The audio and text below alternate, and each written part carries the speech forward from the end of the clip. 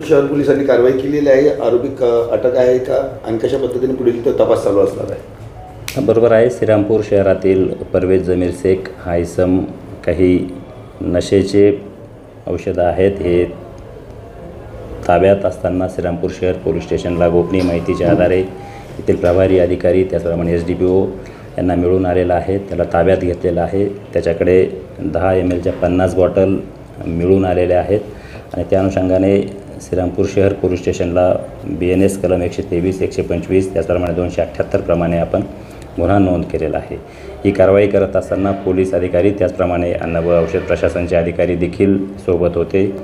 यात ज्या काही बॉटल किंवा जे औषधी द्रव्य मिळून आलेले आहेत ते आपण लॅबला पाठवत आहोत आणि त्यामध्ये जर काही नार्कोटिकचा अंश मिळून आल्यास आपण त्यामध्ये NDPS ॲक्टच्या खाली देखील त्यामध्ये कलमवाढ करत आहोत.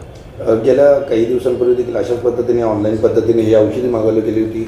आता पुन्हा तशीच कारवाई होते. काय वाटते, मोठी साखळी किंवा मोठी टोळी आज मागे सक्रिय आहे? बरोबर आहे. ही औषधं नेमकी कशासाठी मागवली, कुठून मागवली आणि इथे आल्यानंतर त्याची वितरण ते कोणाला करणार होते, अल्पवयीन मुलांना देणार होते किंवा कसे, किंवा त्याचा उपयोग काही गुन्हेगारी कृत्यासाठी केला जाणार होता का, याबाबत गुन्हा दाखल झालेला आहे आणि त्या अनुषंगाने आपण तपास करत आहोत.